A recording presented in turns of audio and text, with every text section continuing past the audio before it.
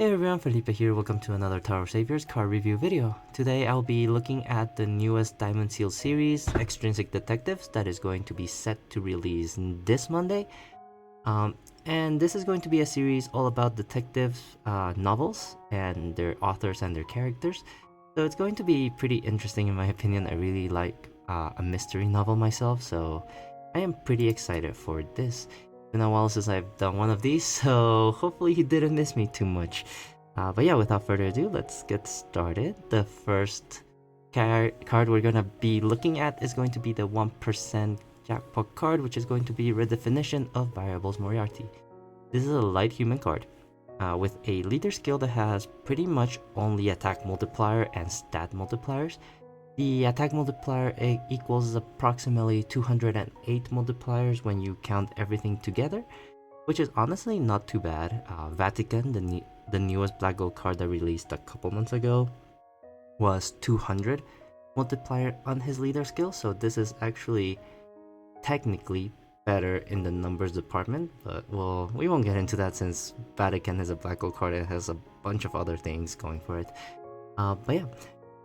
Moriarty does have pretty good multiplier, pretty good HP and recovery multipliers, and also the ability of having a human and god team on its side, which is one of the better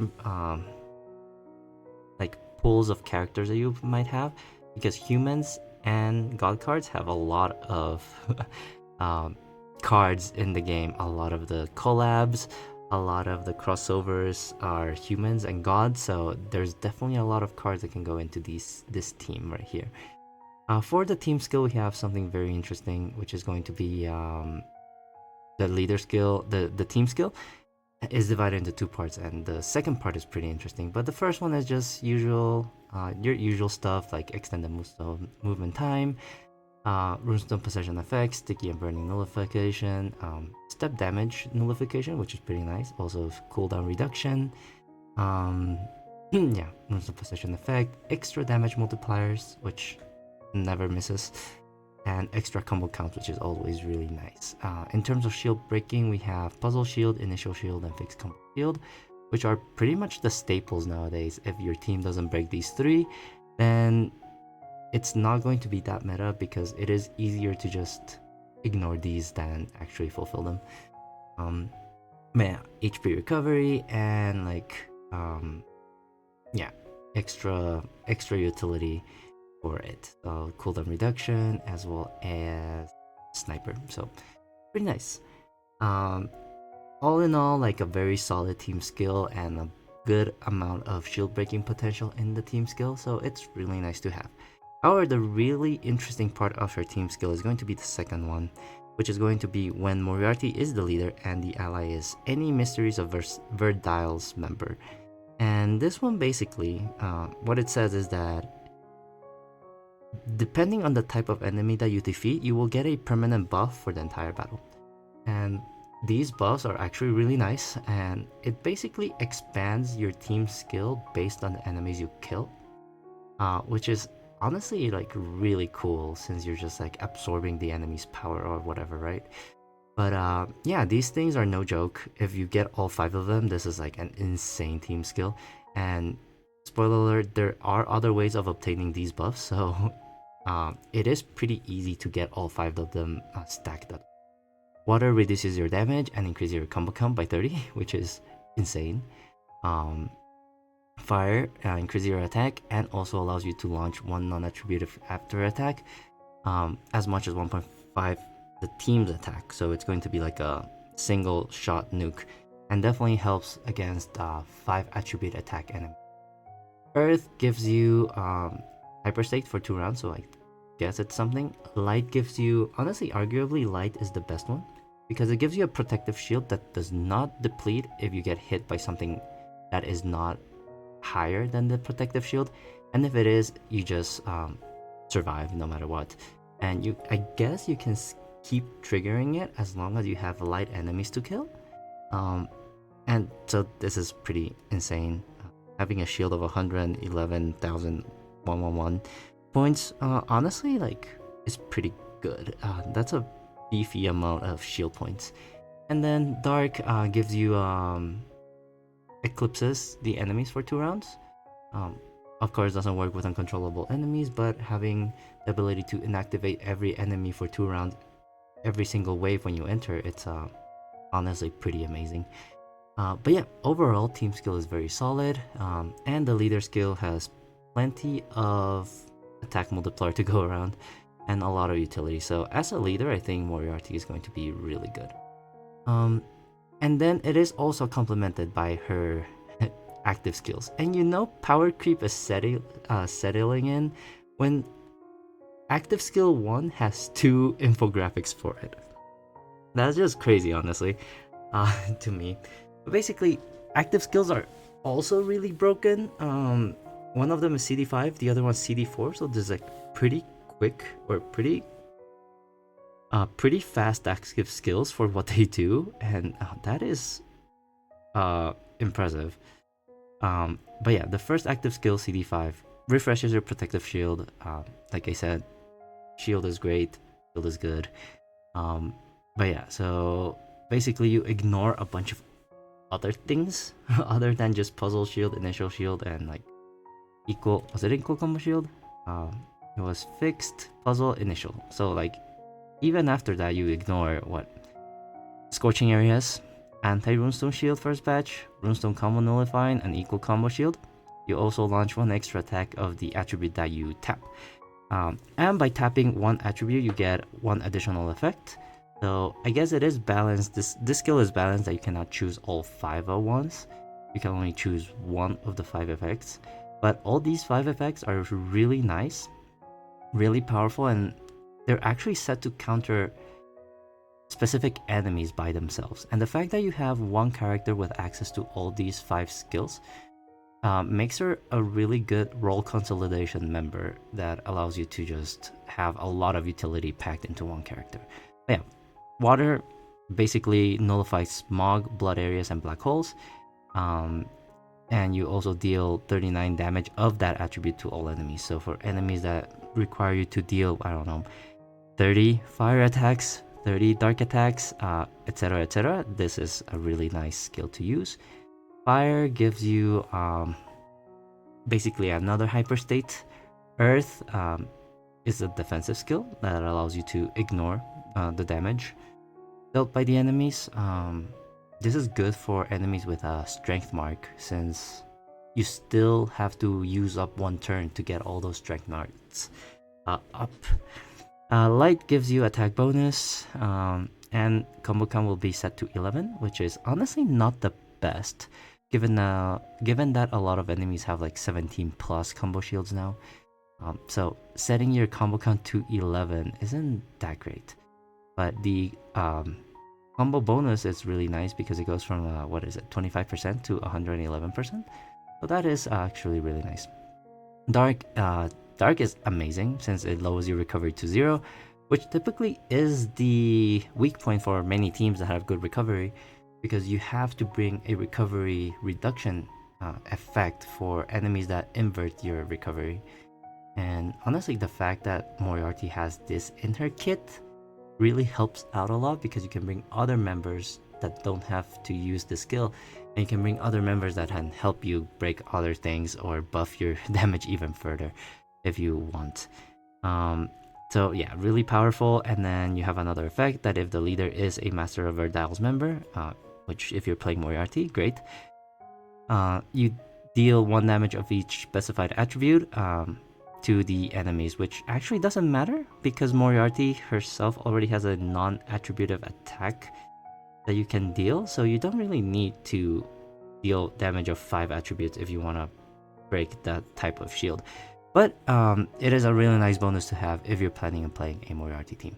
However, just by looking at this, Moriarty is it's an amazing member for the future, because picture this, ignore Moriarty's team skill, just reading at this active skill, you ignore Scorching, you ignore anti-runestone shield, equal combo nullifying, as well as you launch extra attack of any attribute that you choose, and you can benefit from all these effects even if Moriarty is not the leader. So honestly, this is a really powerful card, and that a human the race is human, so it's really nice because a lot of the collabs use humans as their members, so it is going to be a really good card to have. For her second active skill, we have CD4, and this is basically a board setup.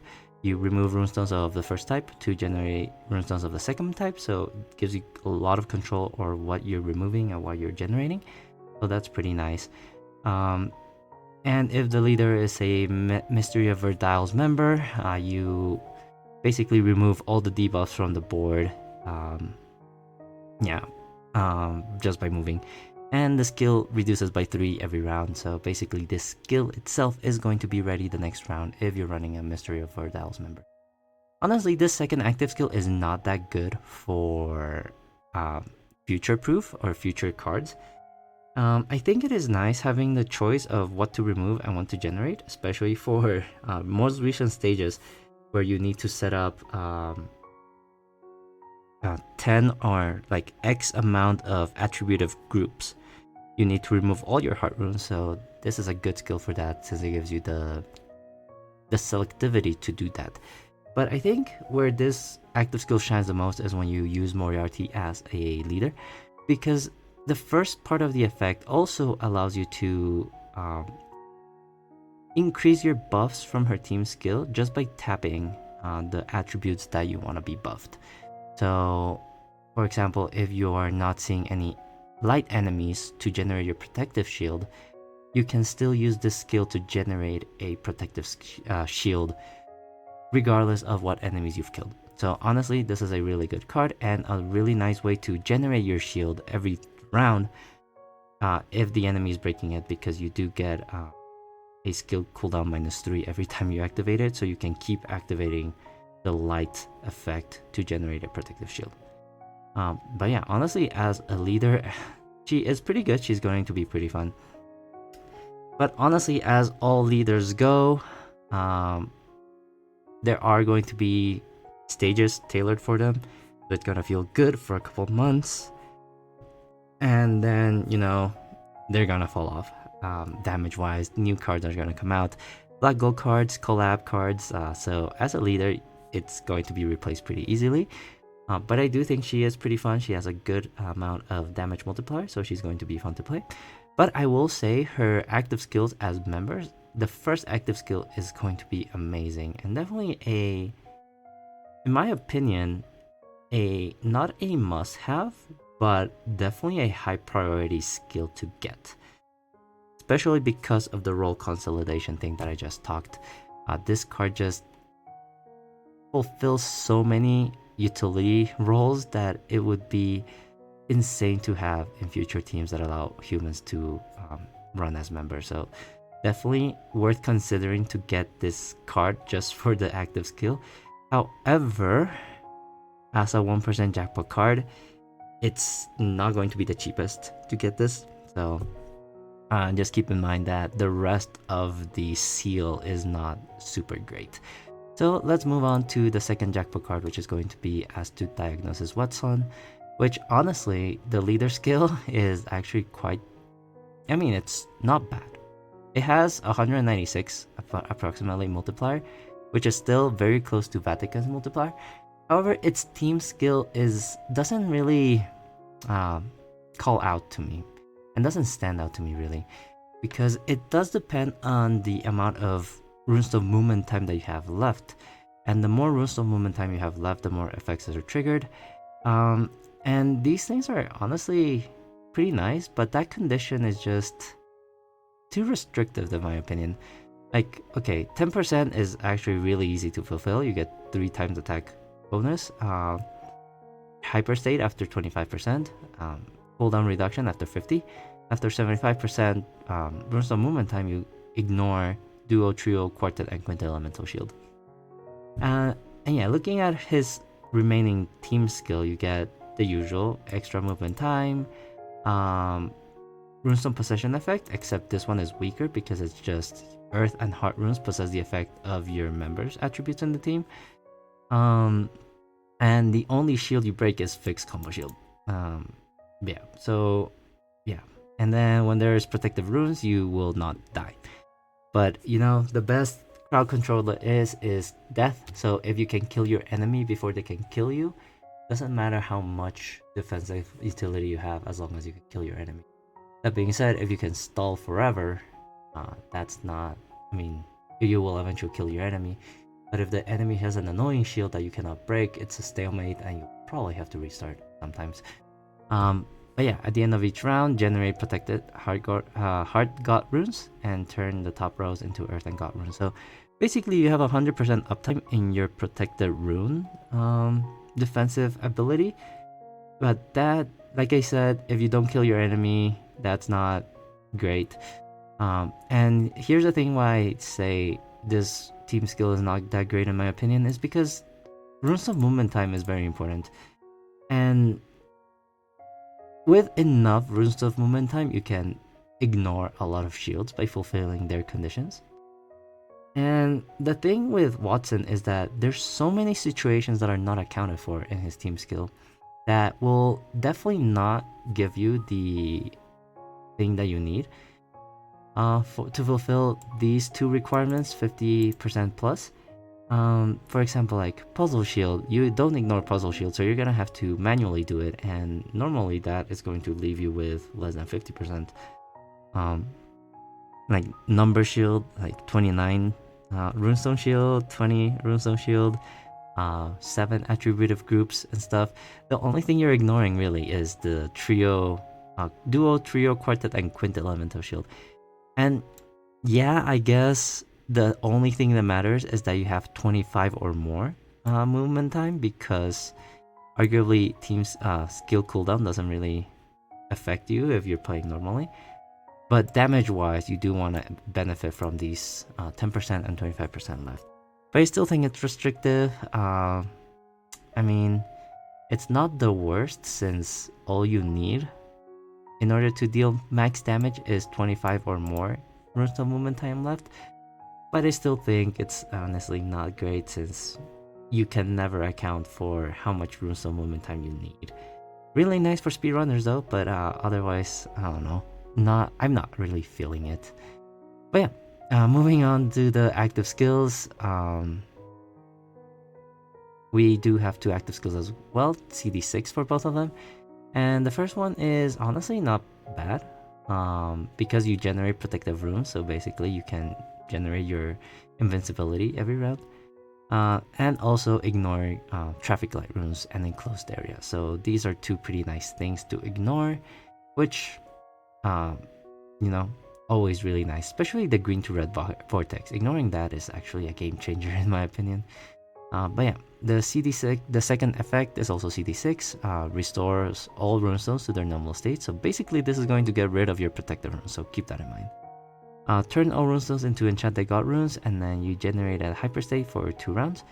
And you can swap your members and your leader if you have 3 or more Mystery of Verdile's members in the team. Which, in my opinion, why would you be doing this? There's no point in doing this. The only 2 leaders worth mentioning in the Mystery of Verdile so far are Watson and Moriarty, and you saw how many things Moriarty can do in her team skill, right? So why would you want to swap her out with another member? Like, arguably you would be swapping for Watson, and why? But yeah, so that swap mechanic, I don't see it being used too much right now, but I could be wrong. But in my opinion, yeah, this card is honestly not that great. Your team skill, your leader skill and team skill are not bad. It's just that in practice, it's not going to be that powerful, especially because you don't have that runestone possession effect for everything. It's only Earth and Hearts that produce the runestone possession effect. Everything else, like anything else, doesn't really generate the effect of Earth runes, which is what you wanna have to deal damage. Yeah, so definitely in the leader department, I feel like it's lacking. I don't have the concrete proof that it is going to be bad. I just have a feeling that it's not gonna be great. In terms of active skills, pretty nice to have a CD6 green to red vortex ignore, especially for team wide. So for any teams in the future, this is going to be really nice because so far, any green to red vortex nullification comes from the team skill of jackpot cards, like Gabimaru or like Atum. And so having this in active skill form definitely is going to be really nice for future members and future teams as well. So this is pretty nice. Second one, I mean, sure.